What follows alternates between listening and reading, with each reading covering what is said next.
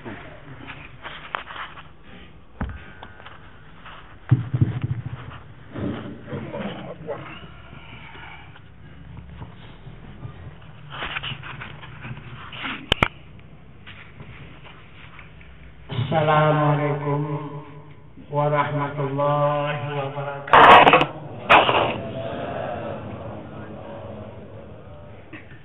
Bismillahirrahmanirrahim. Alhamdulillah. Alhamdulillahirabbil alamin. Wassalatu wassalamu ala asrafil anbiya wal mursalin wa ala alihi wa sahbihi ajma'in. Ashhadu an la ilaha illallah wahdahu la syarika lah wa ashhadu anna Muhammadan abduhu wa rasuluh la nabiyya ba'da amma ba'du. Pertama-tama kita bersyukur kehadirat Allah Subhanahu wa taala beserta menyampaikan salawat dan salam atas junjungan kita Nabi besar Muhammad sallallahu alaihi wasallam dengan rahmat Allah beserta nikmatnya hingga pada saat malam hari yang berbahagia ini kita kembali dipertemukan Allah untuk meningkatkan ilmu dan iman kita kepada Allah Subhanahu wa taala. Yang mana Allah Subhanahu wa taala telah memberikan petunjuk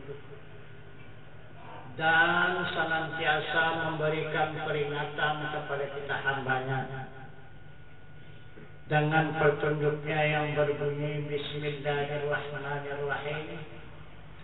Inna lillahi wa inna ilaihi raji'un.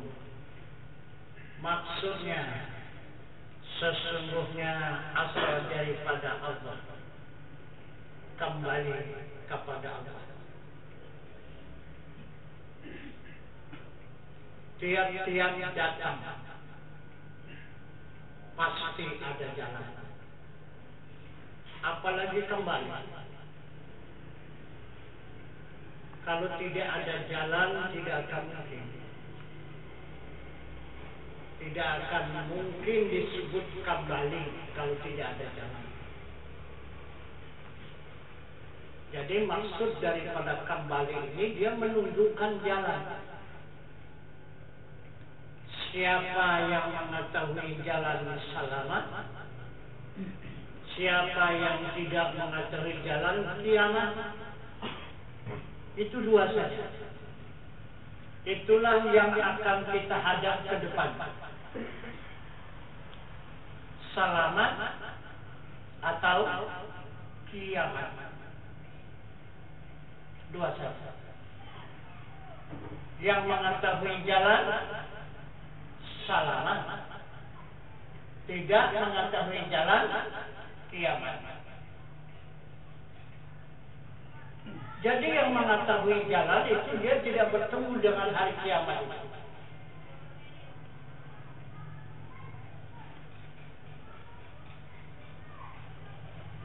Yang tidak tahu jalan ini yang akan menjumpai hari kiamat.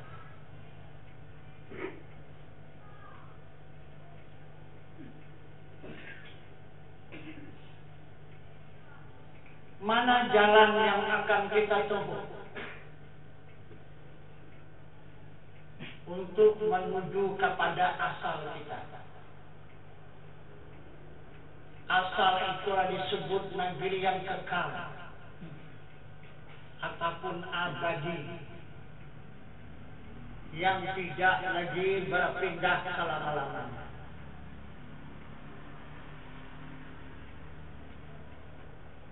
Hadis alam yang pada dunia ini, maka kita dipindahkan oleh Allah. Kemana? Ke alam barzakh. Kita tak bisa pindah rumahnya, ya tidak bisa. Karena kita la haula wala quwwata. Karena kita tidak punya daya dan upaya.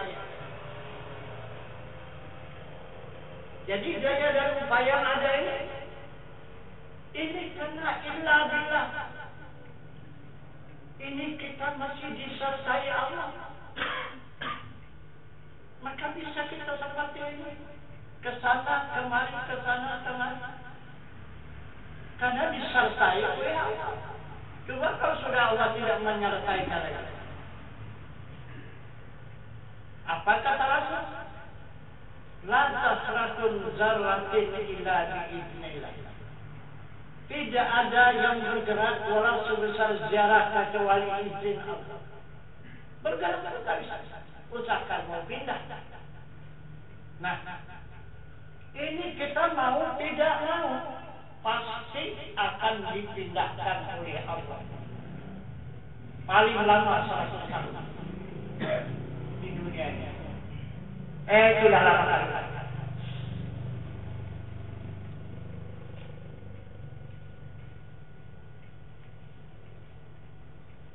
Kemana pindah pertama?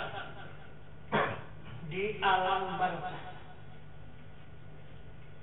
Udah tahu alam barzah?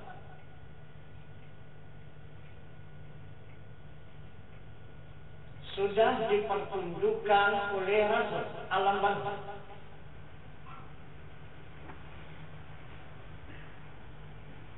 Apabila kita tidak mengetahui, tidak dipertunjukkan oleh Rasul,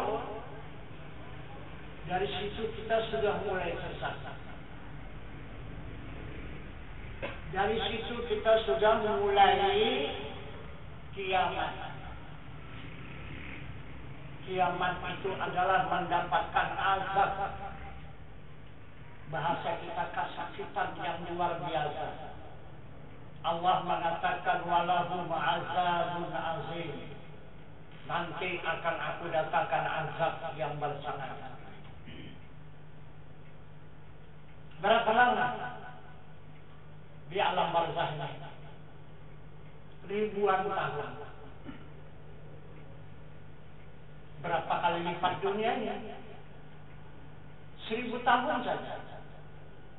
Berapa kali lipat? 10 kali lipat. Baru 1000 tahun. Jadi 100 kali lipat 1000 tahun. Macam mana lah lamanya?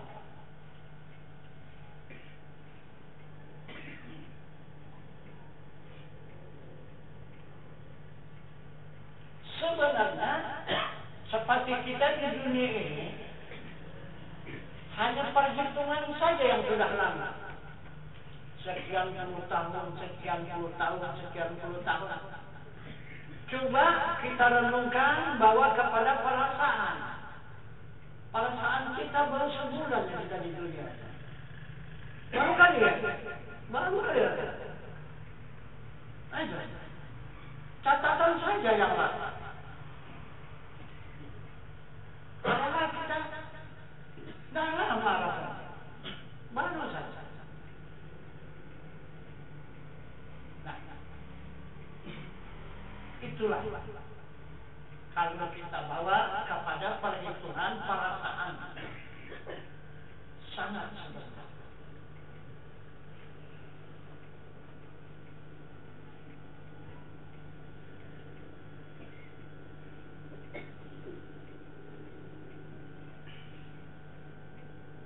Jadi yang sebentar itu adalah perhitungan akhirat. Menurut keterangan Nabi Adam alaihissalam menyatakan kepada anak cucunya. Yang pertama dia ditanya oleh para malaikat. Wahai Adam, berapa lama kamu di dalam surga? Adam menjawab, setengah hari. Sedangkan malaikat menghitung Adam meninggalkan dunia ini, dipindahkan Allah ke dalam surga sudah 500 tahun. Jadi berarti satu hari di akhirat 1000 tahun dunia ini. Nah itu perhitungannya.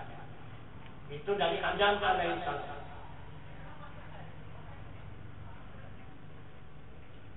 Inilah yang akan kita tempuh ke depan. Alam yang sudah ditentukan oleh Allah Subhanahu wa taala yang tak bisa menyimpang sekalian hambanya ini pasti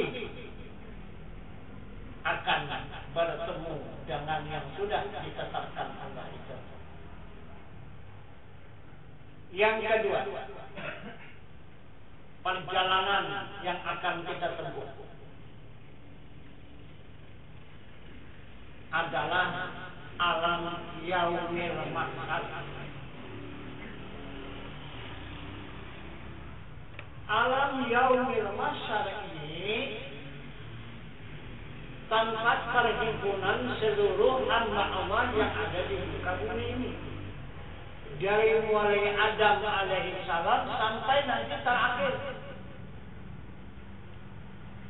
Semuanya yang bernama umat manusia berhimpun di yaumil mahsyar. Matahari cuma 7 jengkal dari kepala. Adakah sudah bersedia payung? Adakah sudah ada orang yang menjamin memberikan perlindungan? Kalau tidak, dari situ kita sudah menerima neraka.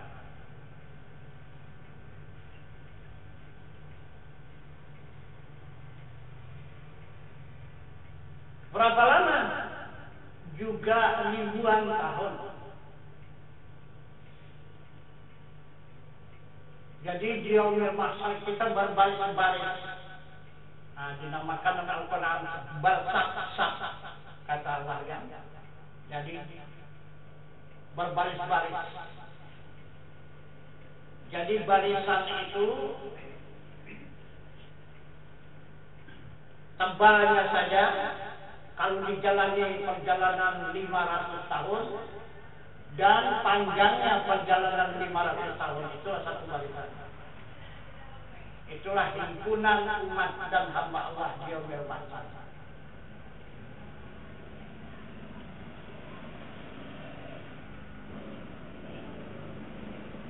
Di situ bermacam-macam hamba Allah ini merasakan pembalasan dari Allah Subhanahu wa taala.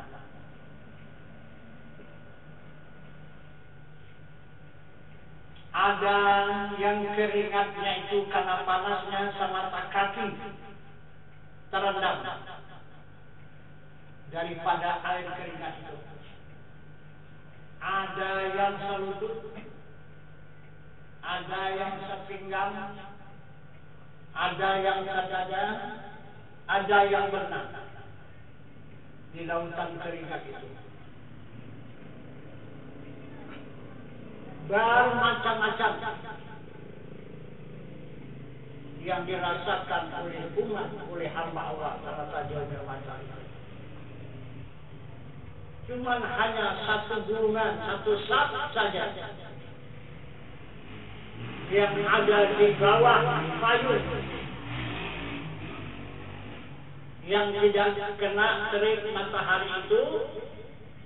Siapa yang punya payung? Adalah Nabi kita Muhammad sallallahu alaihi wasallam. Itu yang disebut dengan payung, payung Rasulullah.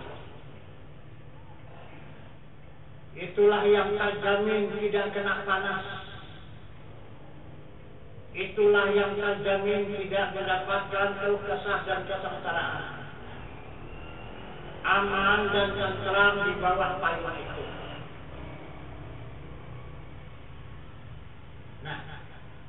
inilah satu gulungan umat yang tidak lagi masuk ke al-mizan hadirul jalil, yang tidak diadili dosa dan pahala.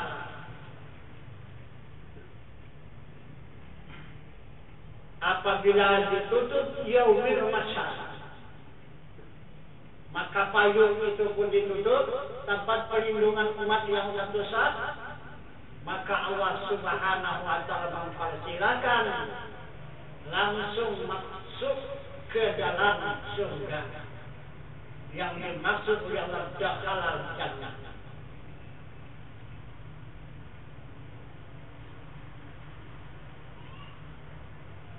Kemudian perjalanan yang ketiga tembuslah di Al-Mizan Kabirul Jalil. Di sanalah kita berhisab,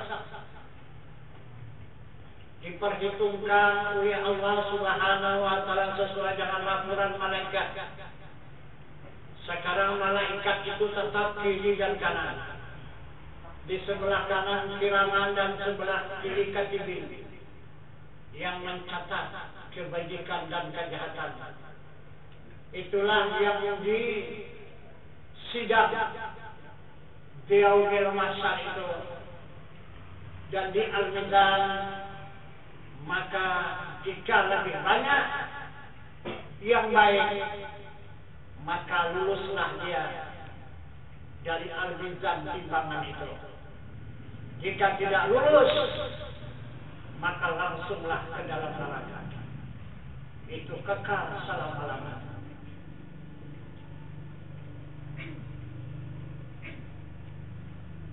Kemudian habis Al-Mizan ribuan tahun, masuk lagi katitian Shiratal Mustaqim. Titik itu seperti rambut di belah ujung, liarnya seperti kilat, tajamnya seperti mata pedang. Perjalanan menaik 500 tahun, perjalanan merata 500 tahun, dan menurun 500 tahun, 1500 tahun di titian Shiratal Mustaqim. Inilah yang menang bertimbang di Al-Mizan kedua berjalian. Nah, ini bermacam-macam menyebar di titian Shiratal Mustaqim ini. Ada asal bertiga, saya katiti itu turun, boom, langsung masuk neraka terus. 7 neraka bersusun ke bawah sana. Nah itu, dari mulai neraka Hafazah, neraka Zalma, neraka Syair, itu neraka Syakir, sehingga sampai yang ke-7 Hamdiyah. Yang paling atas adalah neraka Jahannam namanya. Itu yang paling atas, yang paling enteng hukumannya Jahannam. Neraka Jahannam. Di mana neraka Jahannam? Di dunia. Kita banyak umat manusia tidak sadar bahwa kita duduk di dunia ini adalah di dalam neraka. Ini neraka. Ini neraka Jahannam dunia. Ini neraka 7, dikira neraka 7 paling atas, paling tinggi. Kalau yang ke bawah dia Hamdiyah. Itu yang sudah jadi kerana. Nah, sedangkan di Jahannam ini saja pun tidak tanggung, kita merasakan azabnya. Banyak kita tidak sadar bahasa kita ini sekarang duduk di dalam neraka. Bahkan ada yang mau kekal hidup selama-lamanya di dalam neraka ini. Tak mau pulang kan? Tak mau mati. Padahal di neraka. Nah itu yang dikatakan oleh Nabi, ad-dunya sihnul mu'minin wal Dunia ini neraka bagi orang yang beriman, surga bagi orang kafir. Ini orang kafir, senang-senang orang kafir di sini. Itu maka kita jangan iri hati kepada orang kafir. Jangan kita mengkhianat kepada orang kafir. Dia memang disediakan Allah, inilah tampaknya. Inilah senang-senangnya. Surganya di sini, di akhirat tidak akan jumpa lagi. Silakan ada mau 100, 200 tingkat gedungnya silakan. Dibenarkan saja oleh Allah, tapi kalau kita tidak kasihnya. Tidak memberi kata Allah. Hambaku yang beriman, harta kekayaan yang melimpah di dunia ini. Apalah artinya aku berikan hanya sebentar. Hanya 1 jam saja ke umur 100 tahun menerima kekayaan. Sudah itu olahraga.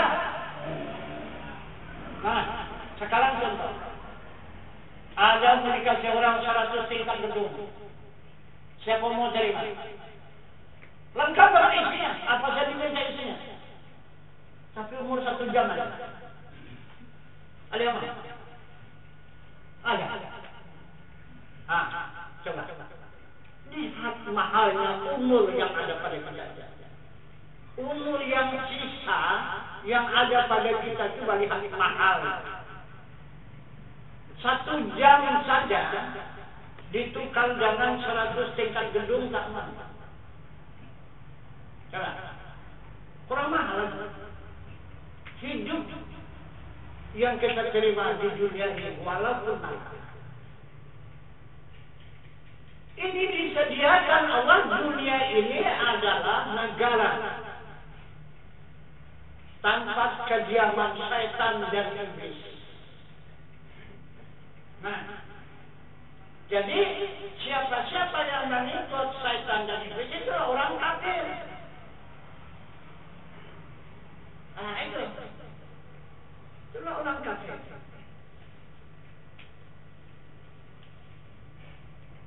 Karena dia terdahulu dijadikan oleh Allah Subhanahu wa Ta'ala dunia ini.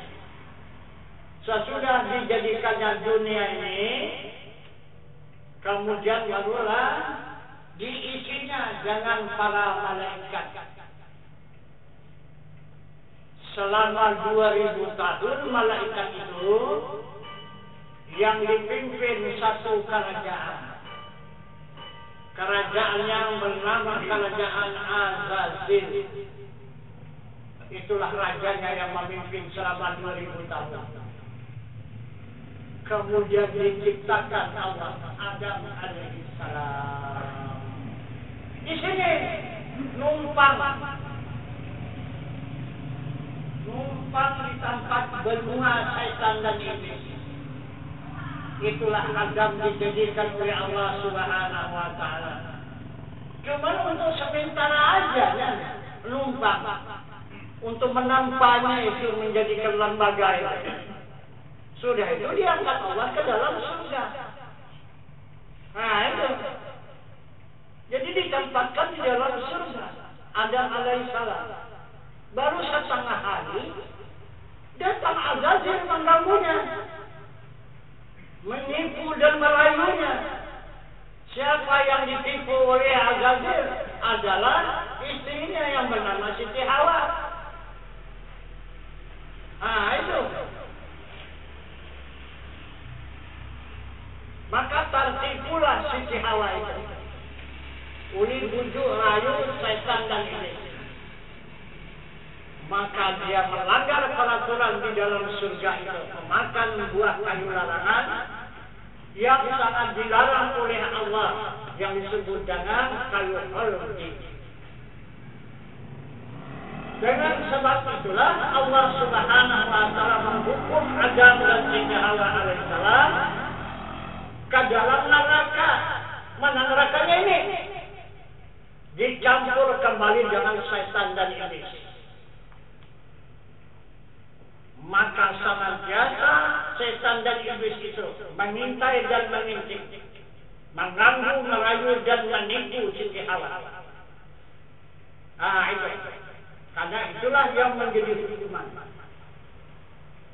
Maka masuklah kita sekarang lahir di dalam neraka. Kita pikir sudah. Dunia ini rupanya kita lahir di dalam neraka. Jadi apakah kita selama-lamanya mau dalam neraka ini? Nah, itu maka para nabi dan para wali Allah, orang-orang yang sudah sempurna imannya, dia tidak kerasa di muka bumi ini. Dia mau cepat pulang. Karena orang yang beriman disediakan Allah bukan di sini tempatnya. Ini adalah tempat syaitan dan iblis kita menumpang. Itu. Jadi tidak akan mungkin selamanya kita berada di negara tumpangan. Kita berada hidup di negara orang. Apapun tak bisa kita lakukan. Asal sedikit aja kita berbuat sudah. Dilibas oleh yang punya negara itu. Ini negara syaitan dan iblis dunia ini. Tapi banyak kita masih belum menyadari ini. Itu. Mau selamanya kita di muka bumi ini. Tidak mau kita menjadi jalan keluar. Dan tidak mau mempelajari jalan. Bagaimana untuk meninggalkan dunia ini nanti.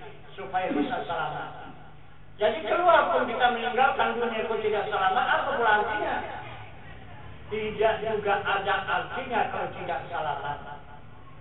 Nah, jadi itu maka perlu kita itu menggali jalan dan mencari jalan mengikuti petunjuk Allah dan Rasul.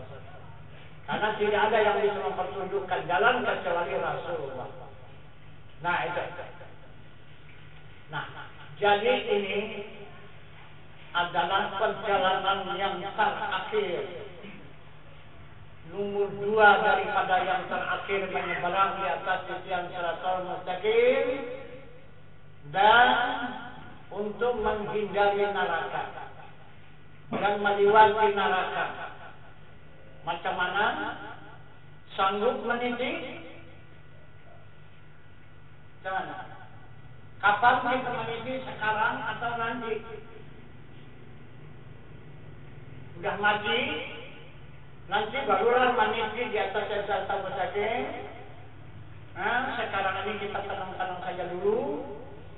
Apakah kita sekarang ini untuk menyeberangi titian Siratal Mustaqim ini yang sudah dipastikan oleh Allah, yang tak bisa dibantah oleh siapapun seluruh hamba Allah. Kalian membantah pasti akan menjalani itu. Macam mana? Yang mana kita pilih? Jalan sekarang apa jalan nanti? Sekarang sanggup? Sanggup neraka? Tapi banyak yang tahan sama neraka. Cemana mau berjalan? Tak sanggup sama neraka. Cemana mau berjalan? Mau berjalan tapi yang maunya sudah juga. Tidak bisa. Namanya pun menyeberangi neraka. Yang mesti dirasakan azab neraka itu.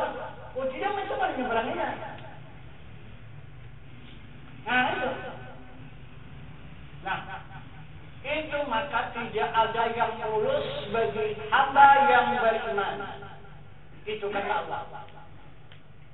Jadi yang mana hamba yang beriman? Hamba yang beriman itu Allah Subhanahu wa ta'ala sudah pastikan dan sudah ditentukan. Wala nabluwannakum bisyai'in minal khawfi wal ju'i wa naqsin minal amwali wal anfusi was samarat wa basyirish sabirin. Ini sudah kepastian. Jadi Allah Subhanahu wa ta'ala memberikan petunjuk kepada hamba yang beriman. Tidak ada kata Allah hamba itu beriman kalau tidak boleh berujian. Aku uji dulu. Nah, barulah beriman atau tidak. Nah, itu kata Allah. Nah, yang mana ujian ini jadi? Ada 4 perkara ujian iman itu. Pertama, kata Allah, aku datangkan rasa malu. Dipermalukan. Baik dari keluarga, baik dari jiran tetangga, baik dari masyarakat, baik dari mana saja. Datang. Semuanya memalukan. Nah, di waktu kita dipermalukan oleh Allah Subhanahu wa Ta'ala, kemana hadap kita? Kemana hadap? Orang ngajarnya kamu setan, iblis. Kita bilang, kemana hadap kita? Berkuasalah setan dan iblis. Sudah 2 Tuhan. Nah kan? Jadi maha suci juga lah itu setan dan iblis itu. Ya kan? Bisa mengganggu kita. Ini iman ini. Macam mana? Sanggup kita mengatakan, Bu, ibu dibilang orang begini-begini, Bu.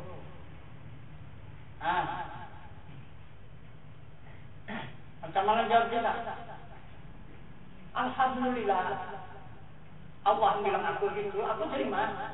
Bisa. Payah kali. Aku kurang lancar lah. Mati. Ada. Coba ini. Cuma kasih bilang susah. Maka kata Allah itu aku permalukan. Itu. Nah, baik kita katakan anak cucu, keluarga, jiran tetangga, masyarakat. Siapa itu? Siapa itu? Coba. Kalaupun kita nakik siapa itu? Maka tahu kita lah Allah. Maka Al-Quran sudah menjelaskan la mawjudun illallah. Tidak ada yang ada. Yang ada adalah wujud Allah.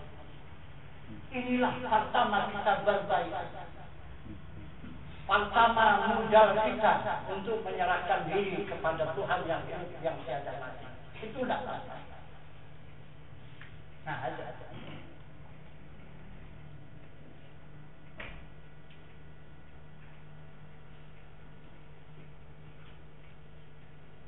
Jadi, pepatah mengatakan,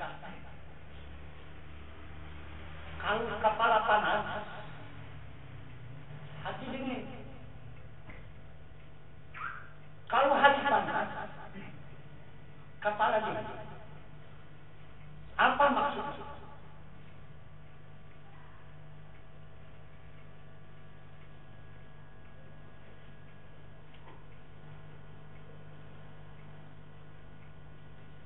Apa maksud pepatah orang tua itu? Itulah kita menerima sesuatu.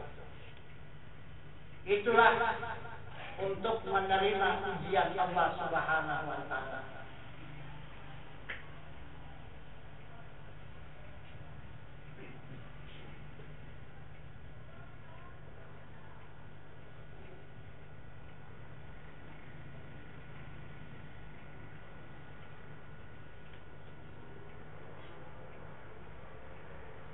Jadi apabila Allah mendatangkan yang buruk,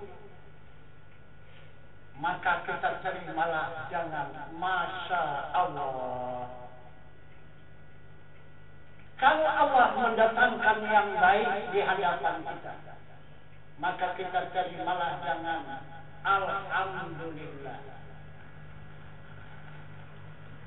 Tidak mau yang dulu itu kita terima dengan alhamdulillah. Ada gitu. Coba. Udah lumat kita dimaki-maki orang, alhamdulillah kita bilang. Sanggup itu. Hah? Tak sanggup. Itu tak cocok. Tak cocoknya. Nah, ini ujian. Yang kedua, kata Allah, aku datangkan rasa ketakutan. Nah, tidak tahu. Itu siapa yang menakutkan? Ada yang berbentuk, ada yang tidak berbentuk, ada yang berwujud, ada yang tidak berwujud. Tapi kita rasa ketakutan. Kemanapun berlindung itu tidak ada rasanya perlindungan. Nah, itulah ujian iman terhadap kepada Allah. Jadi kalau kita kembalikan itu kepada Allah, nah baru reda dia, baru mendapat ubat dan perlindungan. Tapi apabila kita bawa gelisah dan keukes, kemana-mana kita berhadap, kemana-mana kita menuduh dan sebagainya, bahkan bertambah rasa ketakutan. Ini dua. Yang ketiga, Allah mendatangkan dikurangi makan dan pakai dan tidak berbuah-buahan. Nah itu. Sial betul lah. Salin awas tak berbuah kali ini. Macam mana? Datang satu lagi, memang betul-betul sial. Aku pun dalam pagi tak berhasil. Tuh, siapa yang tengah itu? Itu. Maksud Allah bukan karena sawit, bukan karena padi kamu makan. Itu maksud Allah. Aku yang kamu beri makan kamu. Aku yang menjadikan, aku yang mengadakan, aku yang menjadikan, aku yang menghidupkan, aku yang mematikan, aku yang memberi rezeki. Dan aku menunjukkan jalan yang benar. Itu kata Allah. Dia mau itu maksudnya supaya kita kembali ke sana. Ini kalau dibubung aja ini buahnya ini lihat tak ada benda sama aku ini. Kasar itu aja, ke padi itu saja, ke jagung itu aja, ke kacang itu saja lah adanya. Nah, kalau hatinya itu kata Allah, biar wajar hatinya teman-teman, supaya dia balik menghadap kepada Allah. Nah, kurangnya, lalu sibuk. Ya Allah, berikanlah kami ini keberkatan. Kan mulai mendekati Allah. Jadi Allah hati saya pun jadi. Menghadap kepada Allah itu udah diterima. Apalagi jiwa kita. Itu. Nih. Yang kedua, yang ketiga. Yang keempat, musibah. Ini. Bisa diri menepuk-nepuk dada, bisa mencabut-cabut rambut, menyesal, tidak ikhlas, dan sebagainya. Nah, bagaimana kita berpisah selama-lamanya, di mana kita akan bertemu lagi, tidak akan mungkin kita bertemu lagi. Nah, berpisah antara kekasih dengan kekasih, orang tua dengan anak, anak dengan orang tua, istri dengan suami, suami dengan istri.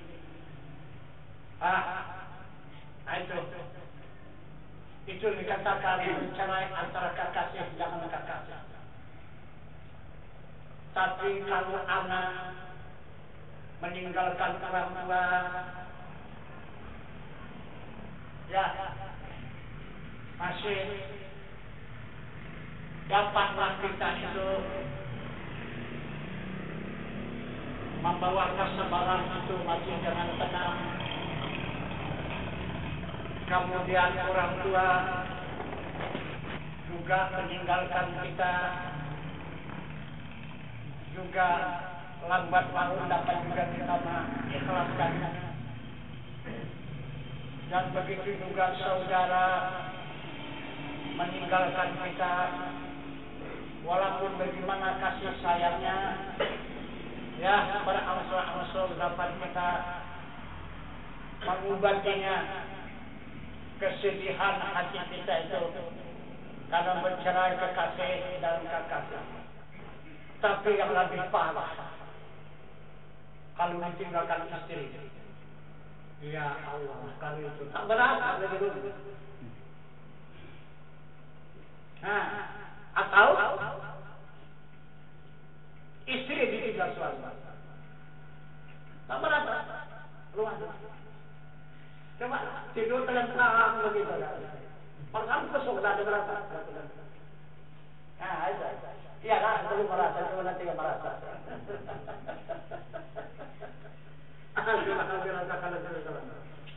Tidak ya. Begitulah Allah Subhanahu wa Ta'ala memberikan hubungan sesama hamba Allah ini. Coba anak dengan orang tua dengan anak,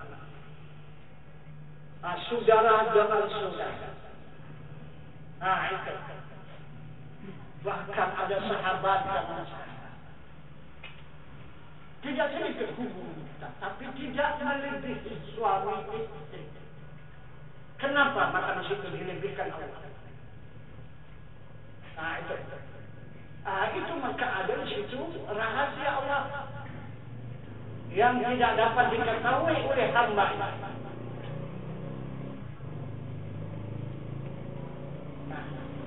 Itu maka 4 perkara ilmu itu yang tidak diberikan oleh Allah kepada hamba.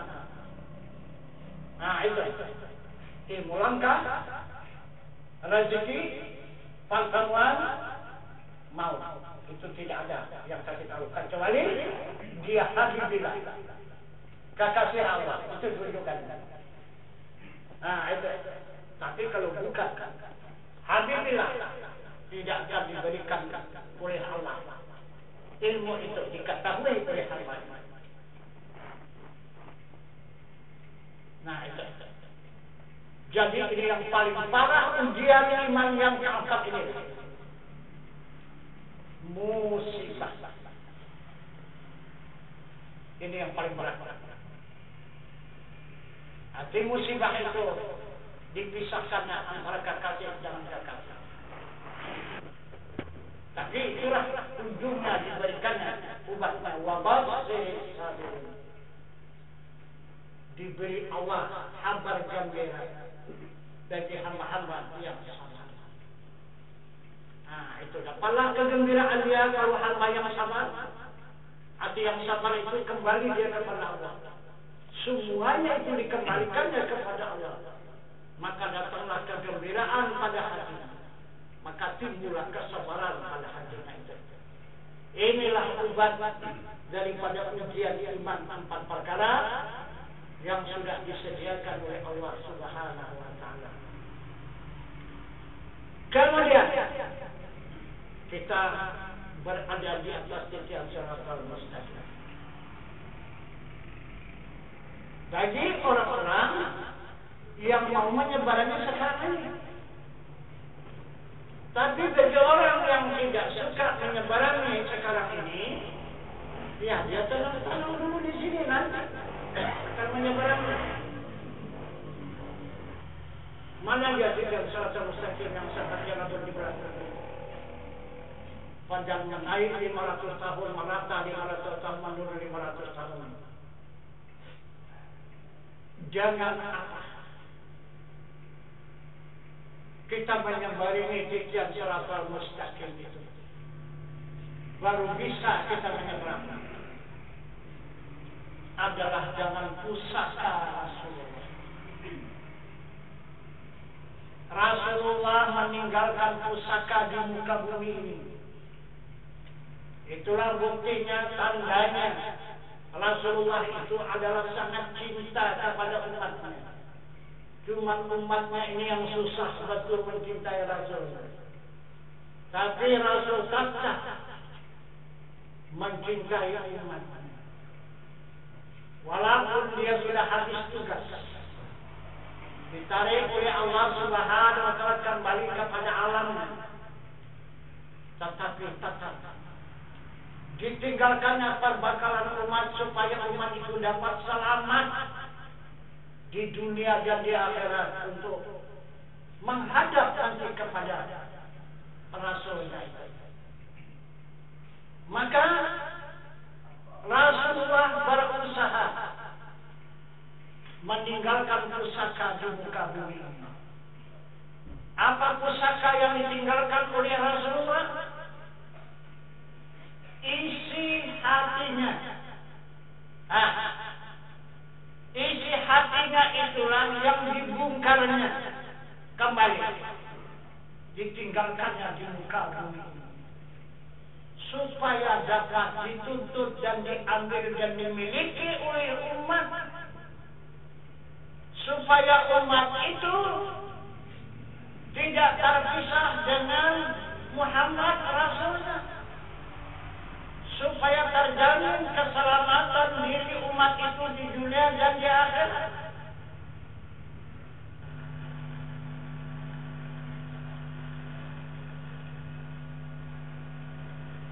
Apa itu? Pusaka yang ditinggalkan oleh Rasulullah di muka bumi ini adalah hasil dia berbeda. Di waktu dia berbedah, mengikhlaskan dadanya itu diserahkan kepada malaikat Jibril. Sesudah dibedah oleh malaikat Jibril, kemudian dicuci dengan air zam-zam dengan 3 kali pencucian. Barulah malaikat Jibril menyediakan isinya. Isi kalbu Nabi. Itulah ada 3 buah bejana yang ada di dalam surga. Bejana itu adalah benda yang sangat dicintai oleh Allah. Apa isinya? Pertama ilmu, kedua iman, ketiga Islam, keempat sabar, kelima fikir, keenam nur, ketujuh hikmah. Itulah isi kalbu Rasulullah. Maka dia dicintai Allah. Jadi Allah mengatakan siapa saja yang ingin untuk dicintai Allah, silakan, itu contoh. Itulah Muhammad Rasulullah itu contoh. Jika kamu ikut, jika kamu menyontoh Muhammad Rasulullah, maka kamu akan aku cintai. Itu kata Allah. Maka Allah mengatakan kepada kita hamba, laqad kana lakum fi Rasulillahi uswatun hasanah. Telah ada atas diri Rasul suri tauladan yang baik bagi kamu. Itu kata Allah. Nah, jadi kepada kita apa? Kepada Rasulullah bajana. Itulah benda yang dari surga. Kepada kita apa? Apa kepada kita? 30 bejana itu. Ada yang mentafsirkan bejana itu seperti gelas. Itu bisa gelas masukkan ke dalam kalbu ini. Itu seperti kewan itu. Itu juga bejana kan? Masukkan gelas. Ke dalam kalbu itu masukkan. Bisa enggak? Maulah hancur hatinya itu. Gelas saja boleh masukkan ke situ. Siap? Nah, jadi tafsiran itu tidak cukup. Nah, itu. Jangan yang dimaksud oleh Rasulullah. Yang benar, Apa itu arti 3 buah bajana? Itulah yang dibungkar oleh Rasulullah. Jadi dalam kalbunya ditinggalkannya di muka bumi ini, dia pulang kepada Allah. Maka dia dihatamkan oleh Allah. Nabi kita Muhammad sallallahu alaihi wasallam kembali ke hadrat Allah. Di mana asalnya, ke sana dia kembali. Tapi tetap dia berhubungan dengan umat di dunia ini melewati pusaka tadi. Karena pusaka itu isi kalbunya. Nah, jadi siapa yang mencintai isi kalbu Rasulullah, otomatis mencintai Rasulullah. Cinta kepada Rasul, tapi tidak cinta kepada pusaka yang ditinggalkannya. Tidak akan berhasil cinta kepada Rasul itu. Nah itu. Jadi apa dia? Kepada diri kita umat. Maka Rasulullah mengatakan dalam sebuah sabdanya, Talibul ilmi fardhatun ala kulli muslimin wal muslimat. Maksudnya bermula fardu menuntut ilmu atas tiap-tiap muslim laki-laki dan muslim perempuan yang akil balik. Yang mana ilmu yang dituntut? 3 ilmu. Pertama ilmu usuluddin, kedua ilmu fikih, dan ketiga ilmu tasawuf. Apa arti ilmu usuluddin? Mengetahui Tuhan. Apa arti ilmu tasawuf? Menghadap diri Tuhan. Apa arti fikih? Patuh dan taat kepada perintah Tuhan. Itulah mengerjakan amal ibadah. Itulah mematuhi perintah Allah. Amal ma'ruf wa nahi munkar. Apa ilmunya? Ilmu patuh dan taat kepada Allah, mengetahui syarat, rukun, sah, batal, halal, haram, makruh dan mubah.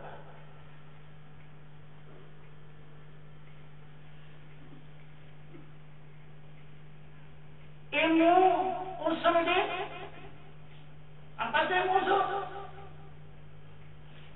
Ilmu usul mengetahui zat Allah, mengetahui sifat Allah, mengetahui asma Allah, mengetahui af'al Allah. Itu ilmu. Yang ketiga ilmu tasawuf. Apa ilmunya? 2. Laduni dan zuhd. Untuk menghadap kepada zat Allah Subhanahu wa Ta'ala yang Maha Suci. Nah, jika sudah kita tuntut ilmu yang 3 ini, usuluddin, ilmu tasawuf, dan ilmu fikih, maka kita tahulah dengan zat Allah yang Maha Suci, tahu kepada sifatnya yang suci, tahu kepada asmanya yang maha besar, tahu kepada apanya yang maha kaya. Nah,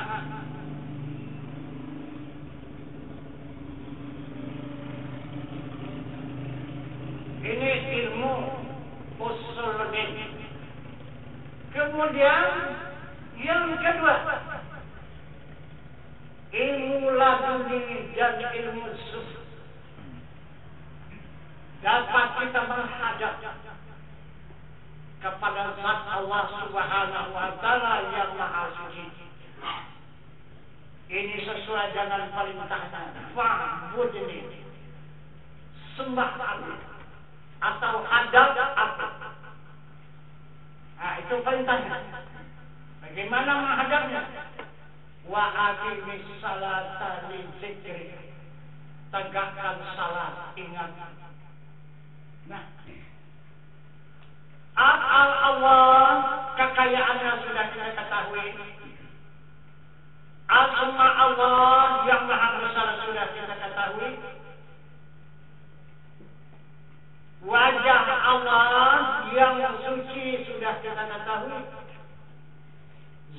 Zatnya yang maha suci sudah kita ketahui. Kemudian baru kita patuhi dan kita taati perintahnya. Melakukan amal ma'ruf wa nahi munkar. Melaksanakan apa yang disuruh dan meninggalkan apa yang dilarang. Mulus menyeberang di atas titian siratal mustaqim. Tidak ada yang tergelincir di atas titian siratal mustaqim. Inilah yang dikatakan oleh Rasul. Orang yang dijamin oleh Allah, yang lulus dari atas titian siratal mustaqim, menyeberang ke alam baka, mendapatkan surga dari Zat yang maha suci. Apa syaratnya? La ilaha illallah wahdah la syarika lah. Itu kata Rasulullah. Jadi sudah benar-benar kita kenal kepada Allah. Kemudian bukan hanya kenal begitu saja, tapi kenalnya itu wahdah. Mengenal kepada keasaannya. Benar dia itu maha asa, wahdah. Diri Allah itu. Sesudah dia asa, wahdah, la syarikalah. Tidak ada syarikat lagi. Tidak ada yang mendapati dia, tidak ada yang menyamai dia, tidak ada yang mendampingi dia. Sesuai dengan dia berdiri qiyamuhu ta'ala binafsihi. Allah subhanahu wa ta'ala berdiri dengan sendirinya.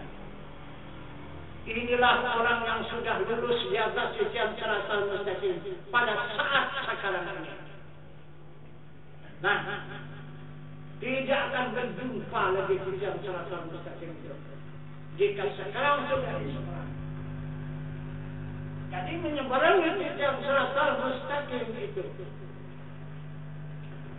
maka merata apa menaik 500 tahun itulah usuluddin, merata 500 tahun itulah fikih, dan menurun 500 tahun itu adalah tasawuf. Itulah perjalanan kita mustaqim. Kalau kita jalani ilmu usuluddin, ilmu fikih, dan ilmu tasawuf, maka tidak akan berjumpa dengan titian siratal mustaqim, karena titian siratal mustaqim sudah kita sebarangi dengan ilmu. Ini ilmu yang menyebarangi. Ilmu yang meniti di atas titian siratal mustaqim, bukan diri, bukan ruh. Nah, jadi diri kita dan ruh kita ikut dengan ilmu. Nah, itu tidak ada diri itu bisa melangkah satu langkah saja melewati ilmu, tidak ada. Kemana saja diri itu, ruh itu melangkah ikut ilmu. Ilmu itu juru bahasa, ilmu itu pedoman, ilmu itu kendaraan, ilmu itulah yang menjamin keselamatan. Ilmu. Nah, itu. Kalau amal bukan dilarang beramal, ya, disuruh beramal. Nah, itu. Amal itu membuat kita sesat. Karena di sebalik amal itu apa? Habis alam dunia ini jasmani ini, kita bawa beramal, masuk kita ke alam apa itu? Alam jin yang pertama. Nah, itu. Yang kedua baru alam ruh. Yang ketiga alam syaitan. Dia yang keempat alam azali. 4 alam. Sanggupkah kita menyingkirkan ini tanpa ilmu? Itu maka sudah dijamin oleh Rasulullah. Orang-orang yang hanya beramal tanpa ilmu sesat yang sangat. Wal amalu bila amalin dalalun sadid. Beramal tiada berilmu sesat yang sangat. Kenapa mesti itu kita kejar? Pekerjaan yang sesat kata Rasulullah. Percaya tidak kepada Rasulullah? Yakin apa tidak? Beriman apa dengan Rasul? Kalau beriman jangan ilmu baru sedikit, amal sudah memuncak kemana-mana. Sesat. Nah itu kata Rasul. Apa kata Allah? Cuma buka itu kata Rasul. Pembuka rahasia ketuhanan. Heran aku akan hambaku yang bersungguh-sungguh melakukan amal ibadah, mempadatkan ilmu yang sedikit. Ilmu yang sedikit sudah bangga kita melakukan amal ibadah. Itulah orang yang dikutuk oleh Allah Subhanahu wa Ta'ala. Itu pembunuh Rasulullah. Itu pembunuh Rasul itu. Karena Rasul tidak pernah mengatakan berhenti menuntut ilmu. Dari buaya hingga ke yang lain. Nah itu.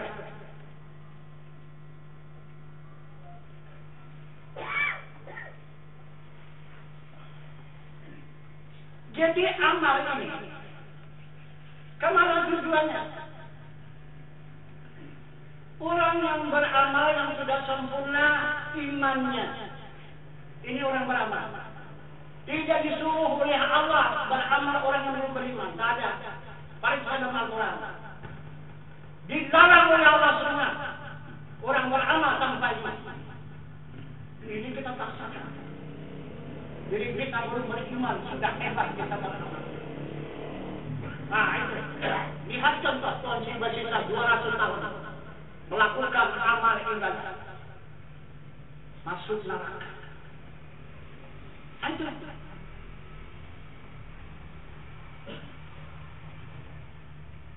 Karena amal ibadah tidak menjadi jaminan kita, coba kita lihat. Keterangan Rasulullah di dalam kitab Pembuka Rahasia Ketuhanan. Duduk. Kata Rasul umatku begini, 1 jam lebih mulia daripada orang beramal 70 tahun. 1 jam. Kenapa makin kita lembut? Yang 70 tahun kita tinggalkan yang 1 jam. Kenapa?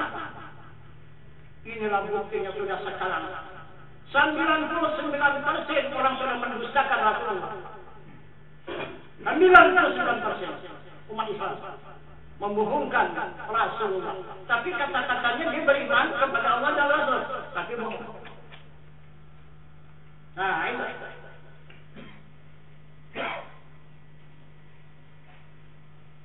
Nah, satu lagi. Buka kitab Darul Nafi. Rasulullah menyatakan kepada umat, beramal orang yang habis 1000 tahun lamanya lekuk batu tanpa dia sujud. Asyik sujud saja siang dan malam. Lekuk batu tanpa dia sujud. Beramal orang yang tembus pengenalan secara ma'rifah kepada zat Allah Subhanahu wa Ta'ala. 1 detik, 1 saat lebih mulia 1 saat daripada 1000 tahun. Kenapa maka kita kejar yang 1000 tahun tidak ada manfaatnya? Kenapa yang sedikit usahanya banyak hasil maka kita tinggalkan? Itu tandanya kita tidak percaya lagi, tidak beriman kepada Allah. Itu boleh kita tanda siapa saja yang mengejar amal itu orang hanya mencari pangkat di dunia, mencari sanjungan di dunia, untuk bukan mencari keselamatan di akhirat. Boleh kita lihat batinnya. Orang-orang yang bersungguh-sungguh melakukan amal ibadah hanya mencari pujian sama manusia, hanya mencari ria, tinggi diri, samaan. Akhirnya jatuh kepada takabur. Itu semua kerja setan semuanya. Jadi kita singkirkan dulu setan. Nggak bisa kita menghadap Tuhan kalau ada setan. Singkirkan dulu setan. Setan innahu lakum aduwwun mubin. Kata Allah, setan itu musuhmu yang amat nyata. Jangan kamu berkawan dengan setan itu. Karena setan itu musuhmu yang amat nyata. Jika kamu berhubungan dengan Allah, singkirkan dulu setan.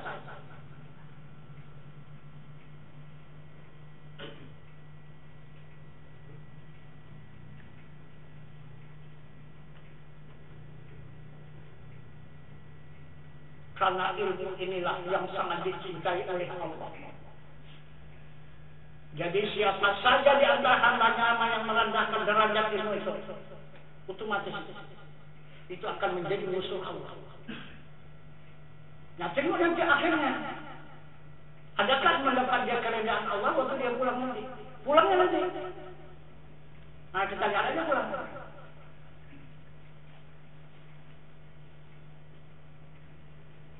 Karena maka saya berani menyampaikan seperti ini, banyak kali sudah yang korban jamaah kita. Nah, itu di waktu akhir hayatnya mau mendapatkan hayat. Nah, alhamdulillah masih tertolong. Sanggup dia mengatakan ilmu yang aku pakai ini sesat.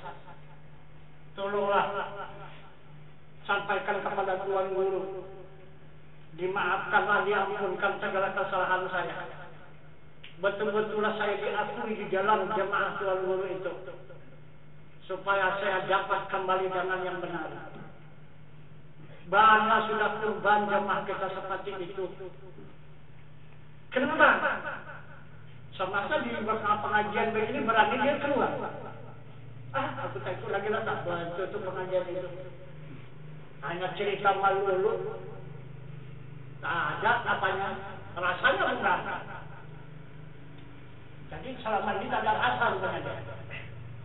Jadi rasa yang dipakai itu rasa apa? Rasa siapa rupanya? Ada rasa dia rupanya? Ada rasa dia? Ini dicari-cari rasa, mana rasa Allah? Ya Allah, tapi mana Allah rupanya ada? Masa pun dicari-cari rasa Allah? Ada lagi yang melupakan zikir kan? Allah. Mana dia rasa Allah itu? Tapi yang berzikir Allah itu siapa? Itulah orang mencari ikan di dalam kolam. Disalamilah ikan tadi ke dalam kolam sana. Merah di mata. Pas itu ikan kunci. Rupanya ikan tadi dunga dia jatuh. Jadi orang-orang yang mencari kolam lah yang menjualnya. Awal merah mata, udah menggigil kedinginan, masuk ke dalam kolam sana, kasih ikan kediri, ikan itu di luar. Saya sudah berjumpa dengan guru Satari. Itu. Tadi, minta izin tuan, kalau dia boleh, saya tinggal di luar. Tinggal, mau sampai di mana? Apa yang ada silakan aja. Nah, itu. Nah,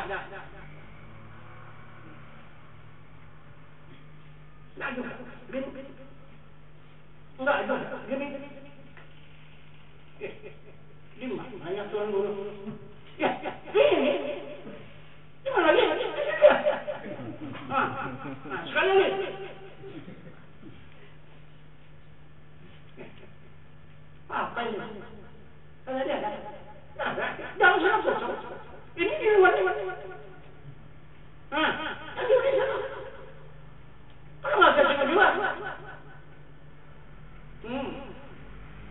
Minta maaf. Belum lama lagi. Guru Satar yang besar. Itu daerah Langkat ini. Bahkan Aceh pun.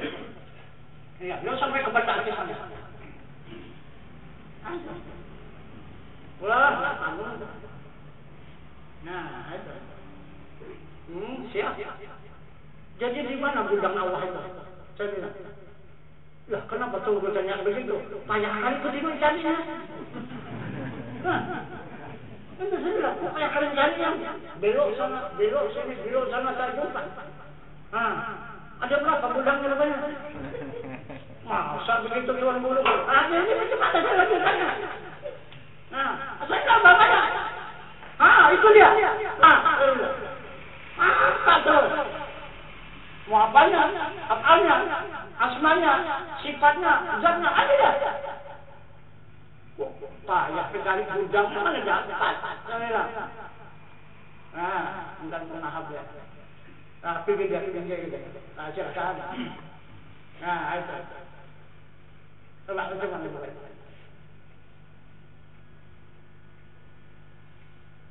Ini bukan sudah tak panah jamaah, tapi merasa kurang apa di sini. Tidak ada rasa dulu. Nah, gitu. Jadi dia mencari rasa yang lain daripada rasa yang ada.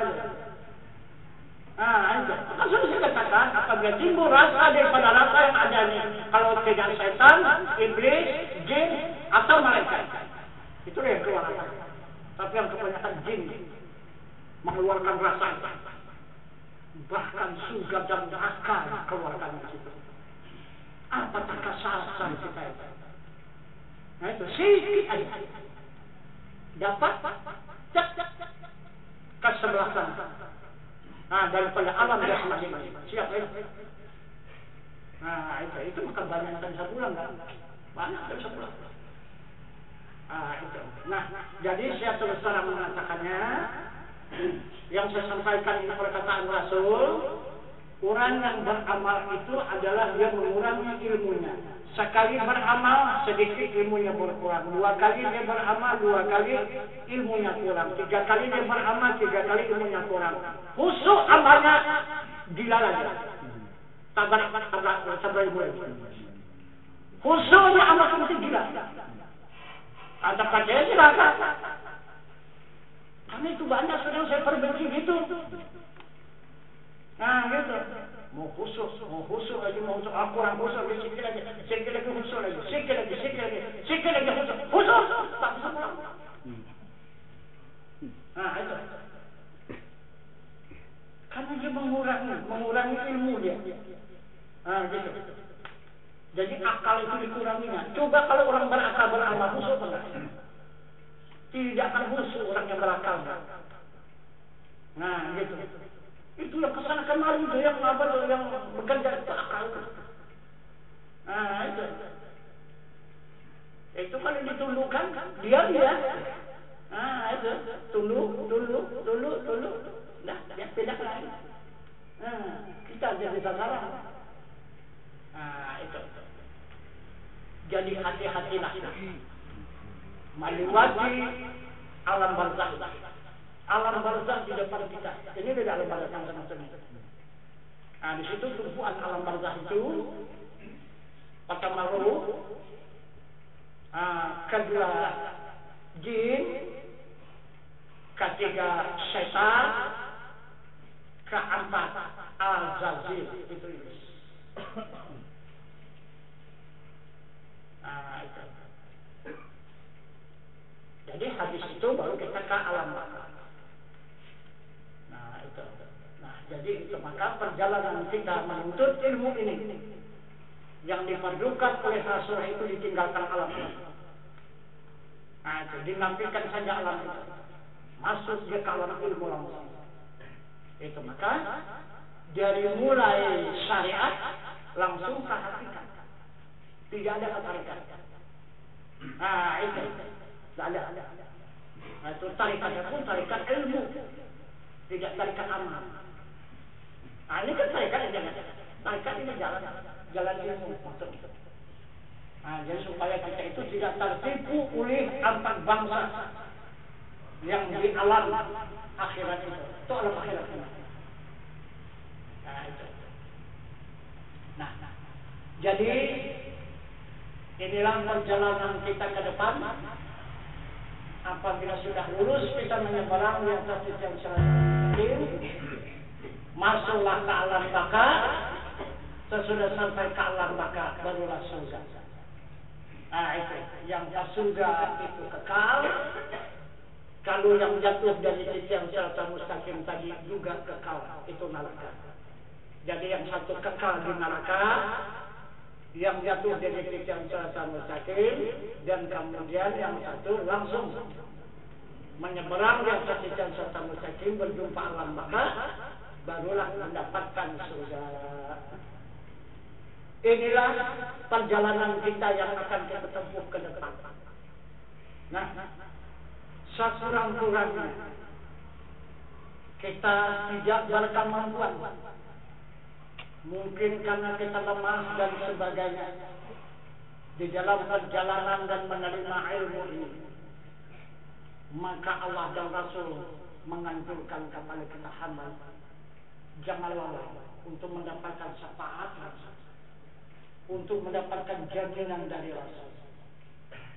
Jika sudah ada jaminan dari Rasul, otomatis diterima oleh Allah Subhanahu wa Ta'ala. Bagaimana Allah menerima? Itulah keridaan. Allah menerima dengan keridaan. Jadi banyak orang hanya menuntut keridaan Allah, tapi tidak peduli kepada syafaat Rasul. Tidak akan jumpa.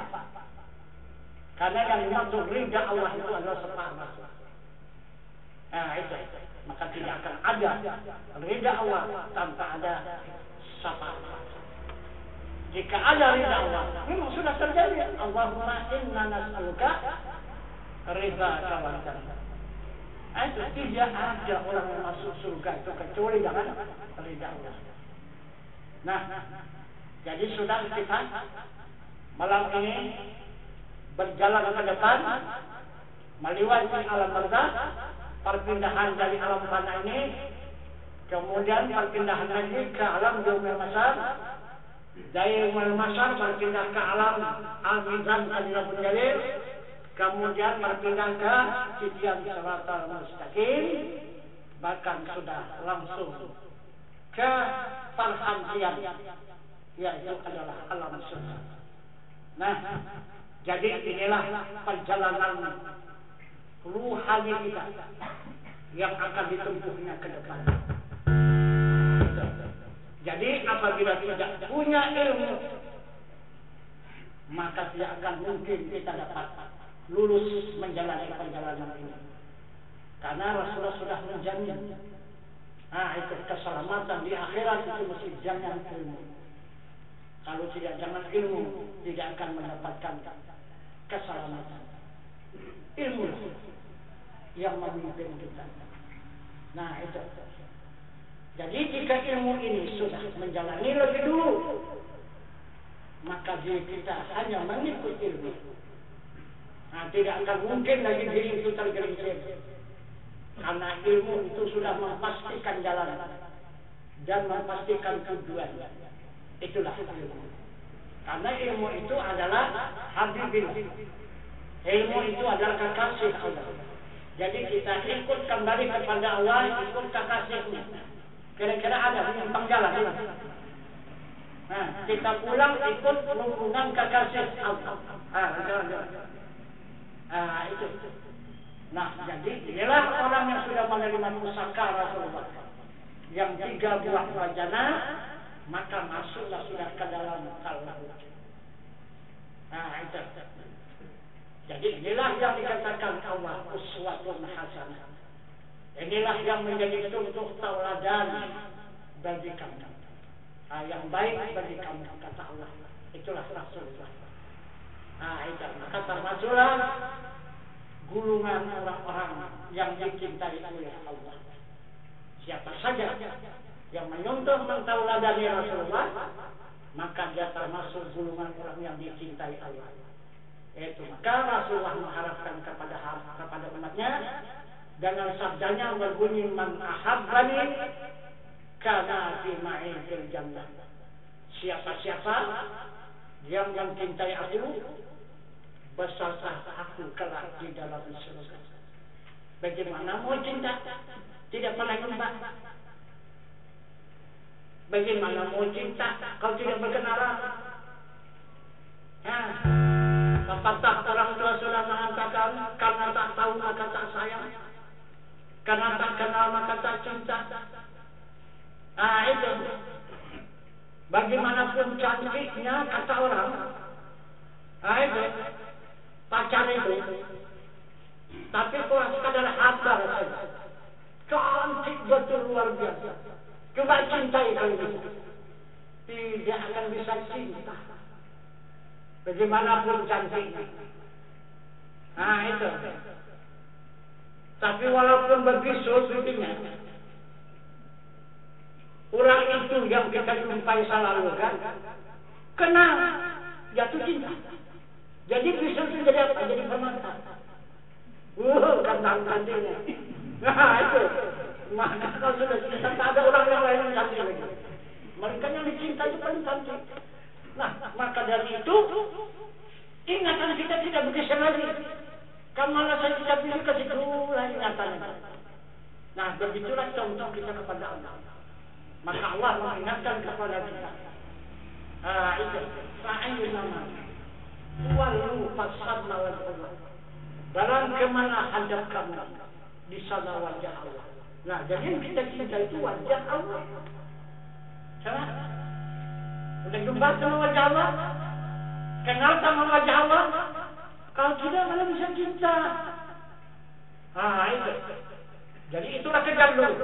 Mana wajah Allah? Itu. Kulla syai'in khaliqun ila wajah. Sesuatu itu rusak lagi binasa, kecuali wajahnya yang tidak rusak dan tidak binasa. Kejar dulu. Nah, apabila sudah kita jumpa, biasa, kenal, cinta, otomatis. Cintalah kepada zatnya. Itu. Sehingga menyambung ujungnya di dalam itu kan. Wajah aku. Diwajahkan dulu. Diwakaf dulu. Kan. Gitu. Itu. Nah, jadi barangkali inilah kesalahan pada malam ini tambahan pengajian kita. Wah, itu banyak kali ya. Nah, coba pulang-pulang. Ya, tapi banyak yang ketinggalan di jalan gitu. Nah, harus kalau jalan pada ketinggalan gitu ya. Sampai rumah tinggal sedikit. Itu. Seperti apa? Itu apa namanya? Kalau kena hujan. Memang tabungannya besar. Gitu, ribar. Nah, gitu langsung hujan itu. Tapi cuma itulah. Asal ditimpa hujan, kalau kepala itu Masya Allah. Itu tidak mau dia. Itu. Tapi di bawah. Itu sentuh sikit, jatuh sikit. Bawa lagi ke sana, ke situ sikit. Hilang sikit. Akhir sampai ke rumah, tinggal di lagi. Akhirnya padahal 2 jam hujan. Kan tanggung lamanya, tapi lumayan ya, timbang untuk bangun. Ya kan? Pokok bangun ada yang mungkin sedikit pun. Kalau sebelum hujan dia lain pada licok. Wah, luar biasa licoknya. Coba lah kalau bambu kalau mau hujan kan, angin aja dulu. Wah, kalau suaranya paratak, kalau suka apa, macam-macam ada gajaknya, macam-macam ada jinnya di bambu itu. Menunjukkan matahari bakal hujan. Kalau sudah hujan, ya, sebelum hujan. Habis hujan, bersih. Dari atas sampai ke bawah bersih, tidak ada lagi. Nah, itu. Padahal di jalan berubah, kosong. Tidak masuk, kosong. Itu. Rumah belum lagi ya. Ada sikit, sikit. Lumayan. Jadi kita padakan dulu ya, silakan kalau kita sambung lagi untuk khusus untuk pertanyaan supaya dapat kita tingkatkan kembali keterangan yang sudah kita sampaikan. Kita akhiri wabillahi taufiq wal hidayah. Assalamualaikum warahmatullahi wabarakatuh. Waalaikumsalam.